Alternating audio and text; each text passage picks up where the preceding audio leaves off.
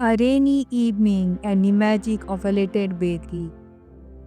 The sky was painted in soft hues of twilight as the first raindrop fell, landing with a quick plop on the cobblestone street.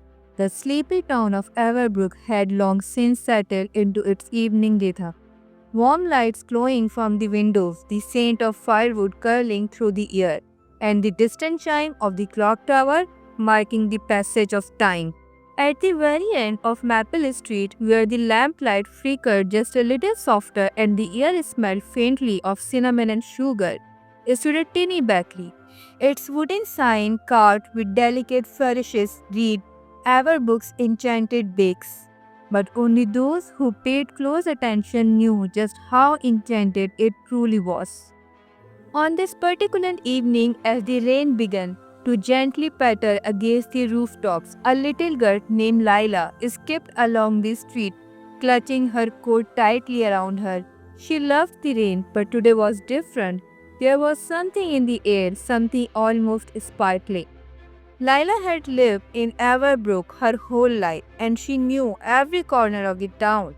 But there was something about the bakery that had always fascinated her. The warm golden glow inside was like a beacon on nights like this, and the scent, oh, the scent, was unlike everything else. It was not just bread or cookie, it was the smell of stories, of warmth, of something magical. Pushing open the old wooden door, Lila stepped inside. A soft bell jingled and the bond wrapped around her like a hug. Inside, shelves were lined with freshly baked loaves, golden croissants, and tiny cakes dusted with powdered sugar. The bakery's owner, an elderly woman named Madame Calist, looked up from kneading dough and smiled. "Ah, little Lila," she said, wiping her hands on her apron. "You have not come just in time. The storm is about to dance for us." Lila tilted her head. "Dance?" Madame Calist chuckled, her deep green eyes twinkling. "Oh, yes, my dear. But first, would you care for a cup of cocoa?" Lila nodded eagerly and watched as Madame Calist poured rich, velvety cocoa into a delicate, porcelain cup. A soft swirl of cream danced atop the surface, creating intricate shapes before settling. As she sipped, the rain outside grew heavier, drumming against the glass windows. The flickering candlelight in the bakery made everything feel cozy.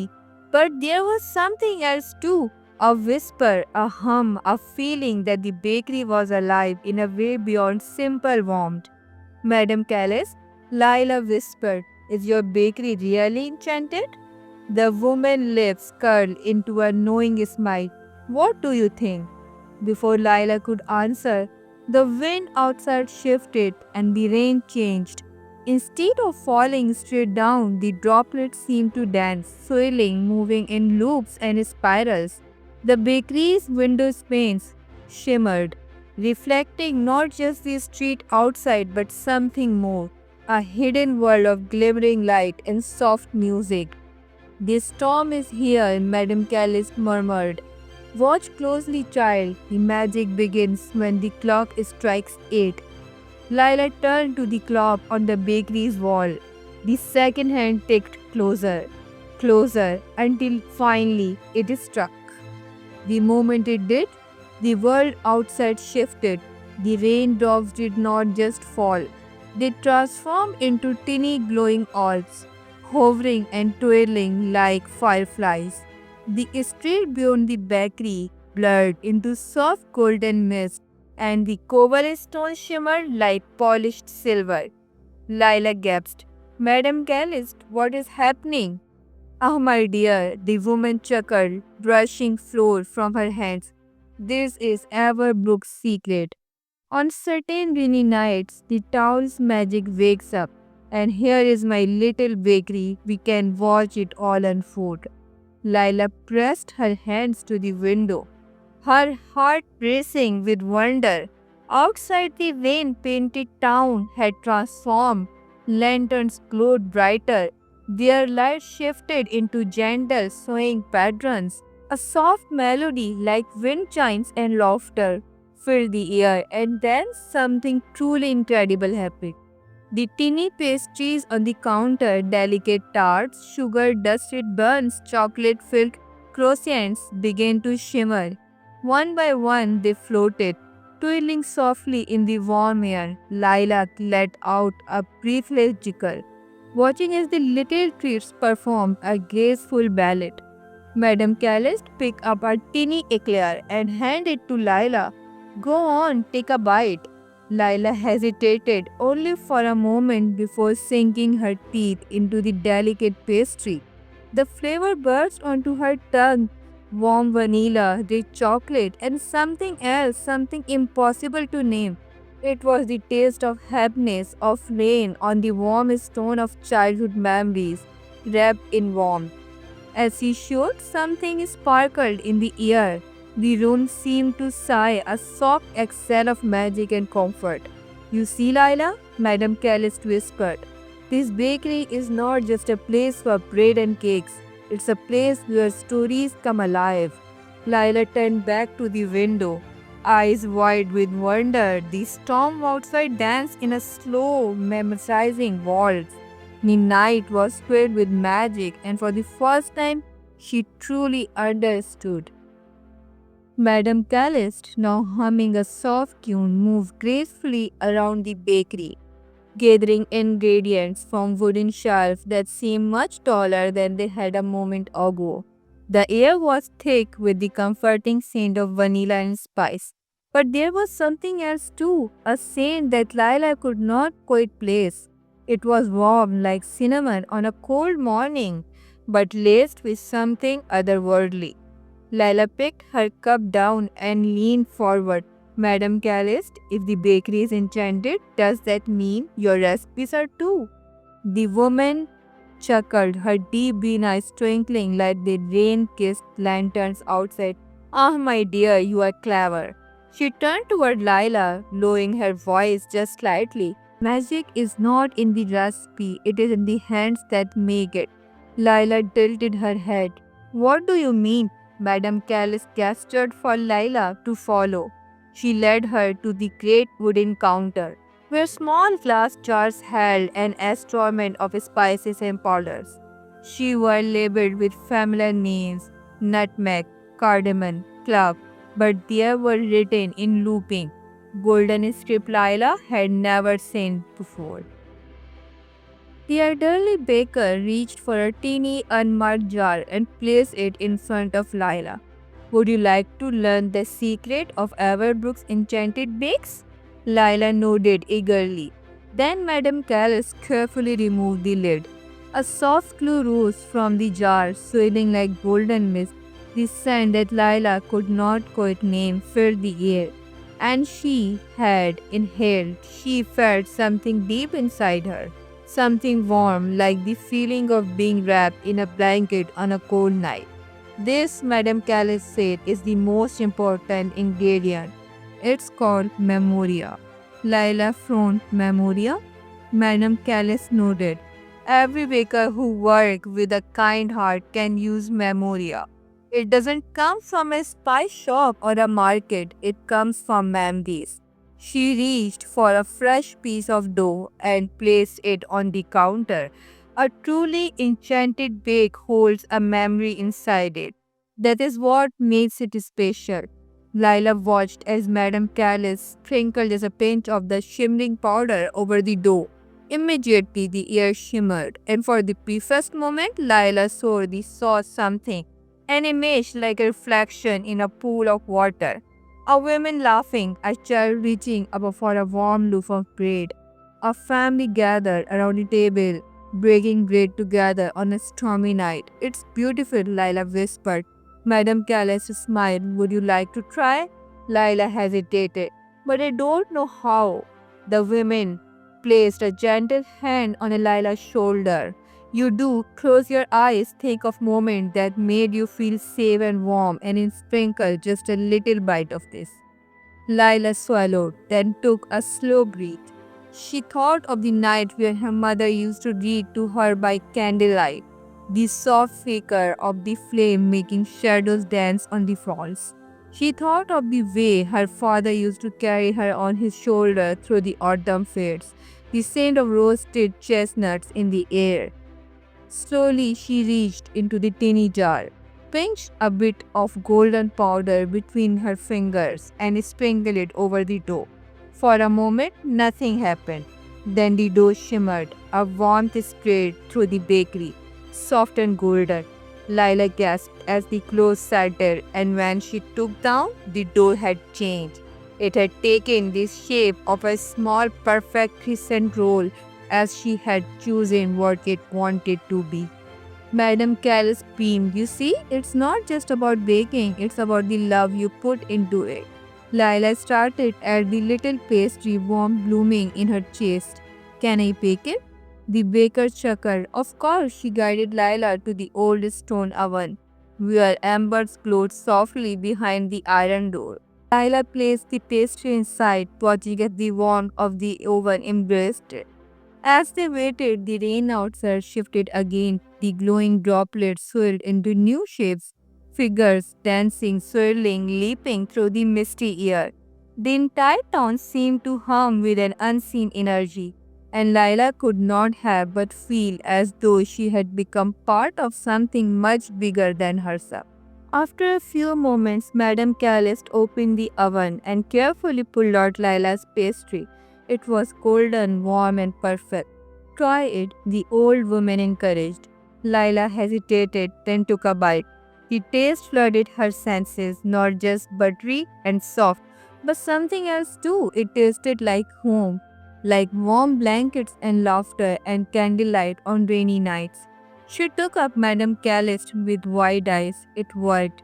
The baker nodded. And now, my dear, you are part of the magic of Everbrooks. The storm outside had softened into a rhythmic desert, tapping gently against the windows of Everbrook's enchanted bakes. The golden mist still curled through the cobblestone streets, and the lanterns outside flickered with an almost knowing glow. Inside the bakery was warm and inviting, filled with the scent of fresh bread and a touch of something more, something old and magical. Lila sat at the wooden counter, her fingers still tingling from the memory-infused pastry she had baked. She had never known food could hold emotions, that flour and sugar could carry the warmth of a story. It was a kind of magic she had never imagined. Madame Callis watched her with twinkle in her eyes. You have done something special tonight, Lila, but there is more to the bakery than just the recipes. Lila turned towards her. More? The baker nodded. Every enchanted place has a history, my dear, and the walls of this bakery, they remember. Madame Calist moved towards the back of the bakery, past the shelf of flour and sugar to an old wooden door that Lila had never noticed before. It was carved and swirling patterns, almost like vines stretching towards the sky. Would you like to hear a story? The old woman asked. Lila heard his skip. Yes. With a gentle push, Madame Calist opened the door. A warm golden light poured from within, flickering like candle flames on a winter night. Lila stepped inside, her breath catching as she took in the room. The walls were covering in painting. No, not paintings, moving images, shifting and swirling like reflections in a rippling pond. There were scenes of people baking, of laughter, of storms, much like the one outside. And in the very center of it all, a young woman stood beside a glowing oven, her hands dusted with flour. Who's that? Lila whispered. Madame Callis smiled softly. That, my dear, is the first baker of Everbrook's Enchanted Bakes. Her name was Lara. Lila stepped closer, watching as the images changed. Lara's hand moved gracefully as she kneaded dough, her expressions full of concentration and warmth. Lila could almost hear her humming softly. She was the one who discovered the magic of Memoria. Madame Calist continued. She learned that the right hands could bake more than just fruit. They could bake feelings, memories, comfort, and so she built this bakery not just to feed the town but to nourish their hearts. Laila watched as the scene shifted.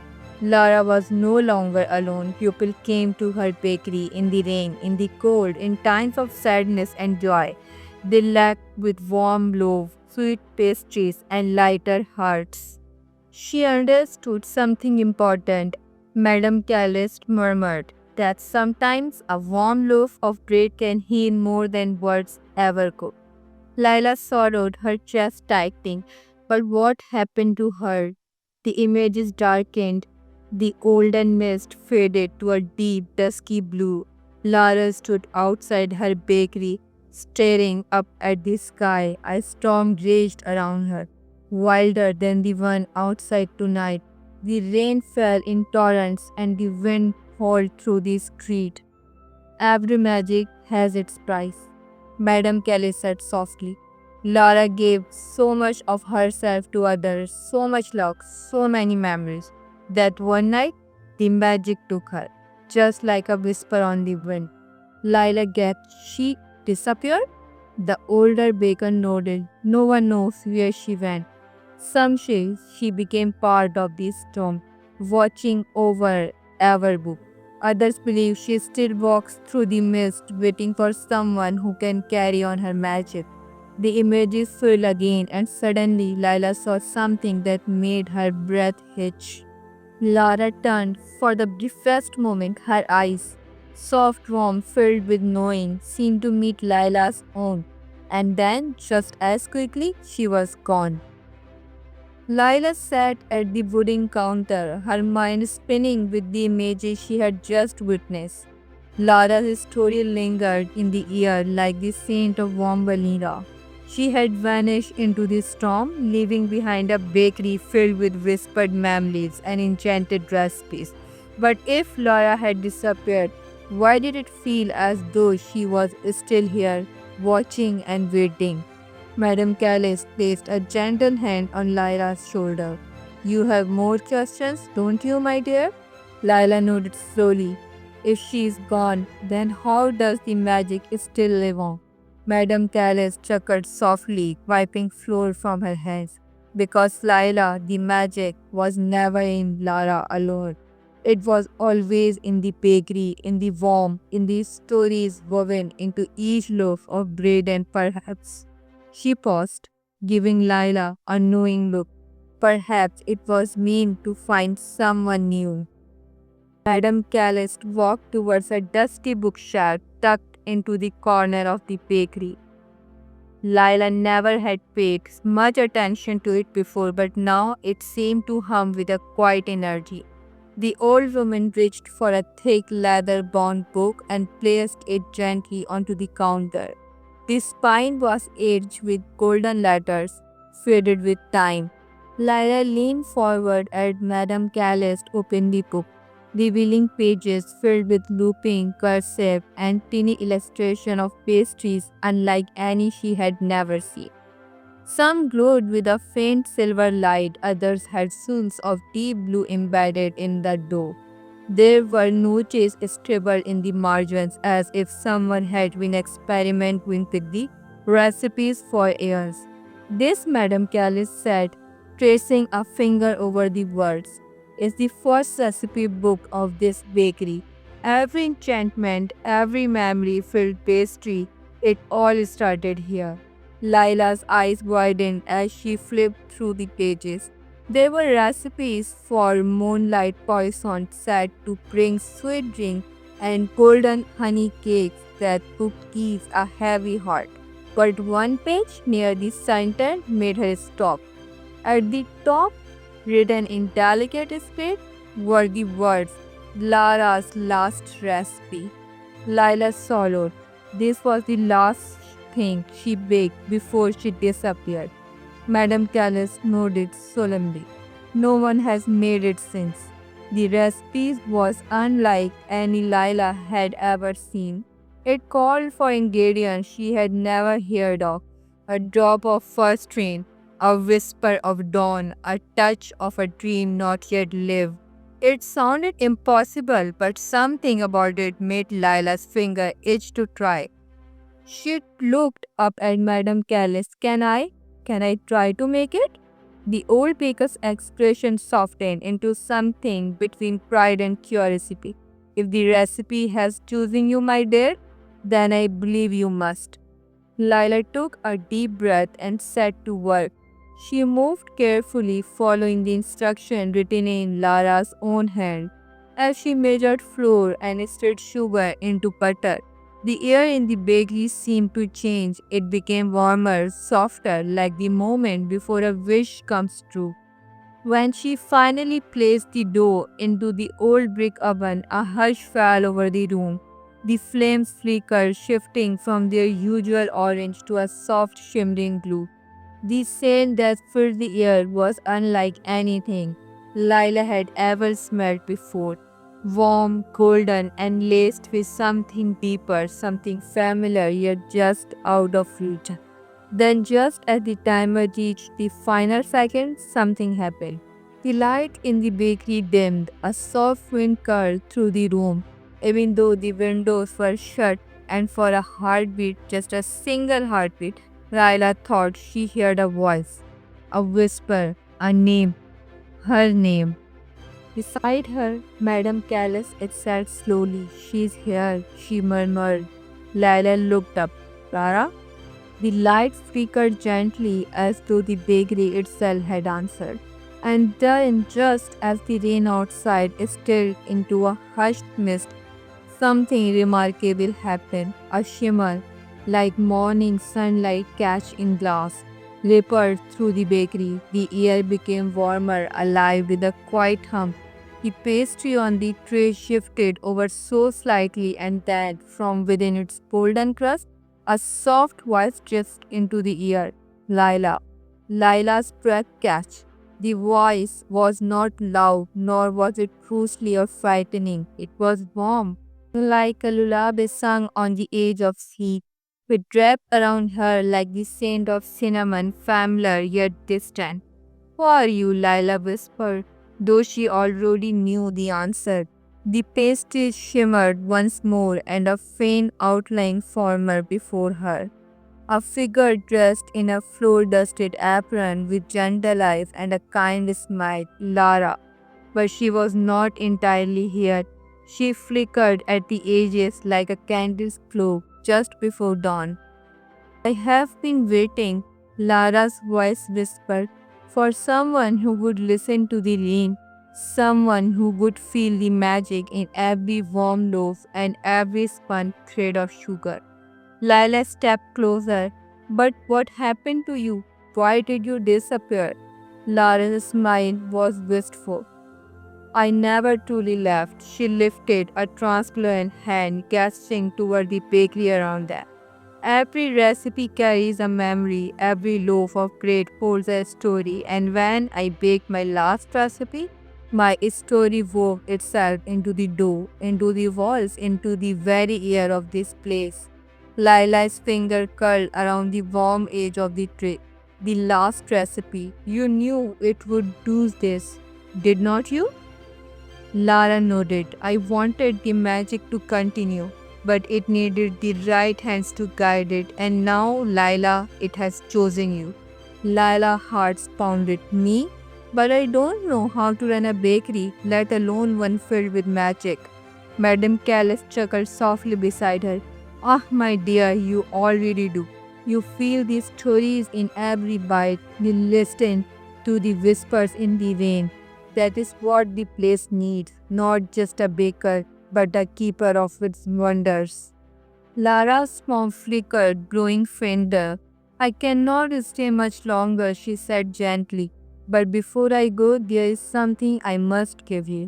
A soft ring curled around Lila, warm and sweet, like freshly baked bread. Lara reached out as her finger brushed Lila's golden glow set it into Lila's palm. When she looked down, she saw a tiny silver key, engraved with swirling patterns of vines and stars. "This," Lara whispered, "is the key to the bakery's heart. As long as it is in your hands, The magic will never fade. Lila tightening her grip around the key, feeling its warmth seep into her skin. She looked up, but Lara's finger had begun to fade, her presence dissolving like sugar into tea. Wait, Lila called. Will I ever see you again? Lara smiled one last time. Every time you beg with wonder in your heart, I will be here. And then she was gone. Lila took a deep breath and stepped behind the counter. The warmth of the oven, the scent of dough, the hush of rain outside. It all felt different now as she measured flour and stirred sugar into butter. She realized something. The magic was not just in the recipe. It was not just in the rain or the pastry. It was in the stories, and Lila was now the storyteller.